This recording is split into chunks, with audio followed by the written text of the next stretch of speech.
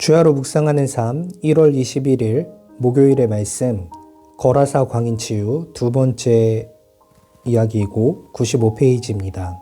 저는 제목을 나 홀로로 정해보았습니다. 제가 먼저 오늘 본문 마가복음 5장 14절에서 20절의 말씀을 읽도록 하겠습니다.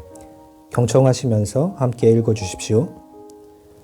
치던 자들이 도망하여 읍내와 여러 마을에 말하니 사람들이 어떻게 되었는지를 보러 와서 예수께 이르러 그 귀신 들렸던 자, 곧 군대 귀신 집혔던 자가 옷을 입고 정신이 온전하여 앉은 것을 보고 두려워하더라. 이에 귀신 들렸던 자가 당한 것과 돼지의 일을 본 자들이 그들에게 알림해 그들이 예수께 그 지방에서 떠나시기를 간구하더라.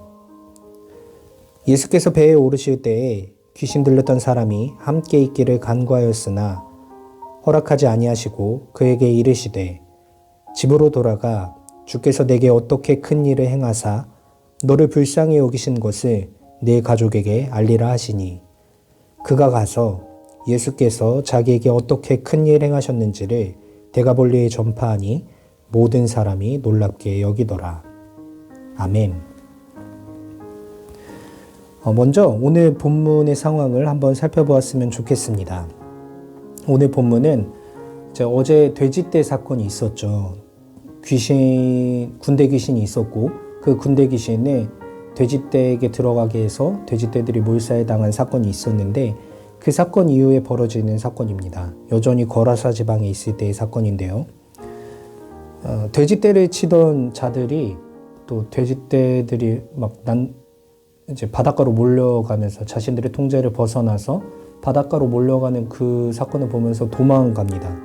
도망하여서 자신들이 사는 마을에 들어가고 마을 사람들에게 이러한 일이 있었다는 것을 알리게 됩니다. 그때에 마을 사람들이 이제 어떠한 일이 벌어졌는지를 보기 위하여서 예수님이 있는 곳으로 찾아오게 되죠. 이렇게 마을 사람들이 찾아오게 됐을 때에 어떤 핵심적인 인물, 귀신 들렸던 사람, 이 사람은 이미 정신이 온전해져서 옷을 입고 또 자리에 앉아 있었다고 보여주고 있습니다. 그리고 사람들은 이 광경을 보면서 두려움을 느꼈습니다. 사람들이 몰려왔을 때 이 귀신 들렸던 사람이 자기에게 어떠한 일이 벌어졌는지를 몰려온 사람들에게 이야기를 해줍니다. 간증을 하는 거죠, 간증. 간증을 했을 때에 마을 사람들의 반응은 좀 특이합니다. 17절의 말씀에 보시면 그들이 예수님께 그 지방에서 떠나시기를 간구하였다고 이야기를 하고 있습니다. 이제 마을 사람들이 그렇게 간구를 하니까 예수님께서 그 지방을 떠나시기 위하여서 배에 오르시고 있던 중에 귀신 들렸던 사람, 귀신이 이제 나간 사람, 그 사람이 예수님을 찾아와서 자기도 함께 예수님을 따라가겠습니다 라고 허락을 구하였는데 예수님께서는 그것을 허락하지 않으십니다. 허락하지 않으시고 그 사람에게 새로운 사명을 부어주시는 것을 볼 수 있는데 그 사명은 19절 말씀에 잘 나와 있습니다. 집으로 돌아가서 주께서 어떻게 너에게 큰 일을 행하셨는지를 사람들에게 알리라, 가족들에게 알리라 라고 이야기를 하십니다. 여기서 좀 특이한 점이 있죠. 요 전까지 묵상을 꾸준히 해오신 분들은 뭔가 좀 다른 것을 발견할 수 있을 것 같습니다. 요 전까지는 예수님께서 어떠한 일이 있었을 때에 그 일들에 대해서 알리지 말라고 이야기하셨습니다. 조용히 지나가려고 하셨는데 오늘 본문에서는 예수님께서 이 일을 알리라고 이야기를 하는 것을 볼 수 있습니다. 그랬을 때 왜 그랬을까를 좀 생각해 본다면 아마 이미 마을 사람들이 예수님을 우러르고 따르고 인기몰이를 하려고 하는 상황이 아니라 예수님을 부담스러워하고 쫓아낸 거죠. 쫓아내려고 했기 때문에 그곳에서는 하나님의 일들을 그냥 증거하면 될 것 같아서 증거하더라도 크게 문제가 일어나지 않을 것 같아서 예수님께서 아마 이렇게 이야기를 하지 않으셨나라는 생각을 좀 해봅니다. 어쨌든 예수님께서 이 사람, 귀신 들렸던 사람에게 이러한 새로운 사명을 부어주셨을 때에 이 사람은 돌아가서 마을 사람들에게 이 일을 전파하면서 오늘 본문이 끝나는 것을 볼 수 있습니다. 오늘 본문은 결론이 해피엔딩 같으면서도 왠지 모를 찝찝함이 있습니다. 그러니까 귀신 들렸던 사람이 치유받은 것 자체는 굉장히 해피엔딩이죠. 믿음 가운데 굉장히 좋은 일인데, 사람들의 반응을 보았을 때는 좀 찜찜함이 있는 본문입니다. 떠나달라고 이야기를 했잖아요. 그랬을 때 왜 이렇게 이야기를 했을까라고 생각을 해본다면, 사람은 너무 자신의 수준에 벗어나는 초월적인 일, 엄청난 일들이 발생했을 때에 위대함을 느끼고 경탄을 느끼기보다는 먼저 좀 방어적이고 부담감을 가지는 것 같습니다. 그러니까 그 일이 일어난 것이 좋은 일임에도 불구하고 사람은 두려움을 느낀다는 것이죠. 아마 여기 있던 사람들도 그 두려움을 느꼈던 것 같습니다.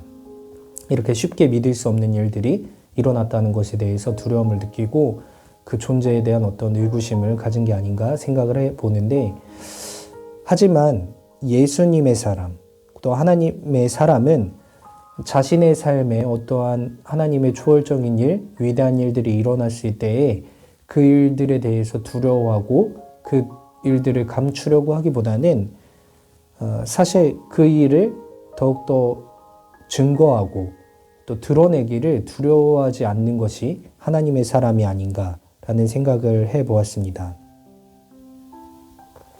그러니까 제목을 오늘 본문을 정리하면서 나홀로로 제목을 잡아본 이유도 결국에는 자신에게 벌어진 위대한 일에 대해서 일반적인 사람들처럼 부담감을 느끼고 그것을 거부하려는 것이 아니라 남아서 그 일을 증거하고 그 일을 알리려는 사람이 예수님의 제자고 하나님의 사람이라고 이야기할 수 있을 것이고, 그러다 보면은 나 홀로 남겨진 것만 같은 외로운 상황이 있을 때도 있을 것 같습니다. 분명히 이제 예수님의 일행이 떠나갔으면은 남겨진 것은 본래 귀신 들렸던 사람, 그 사람 한 사람밖에 없었기 때문에 외로움을 느꼈을 수도 있지만, 그럼에도 불구하고 자신에게 일어난 일에 대해서 감추려고 하기보단 주변의 상황을 보면서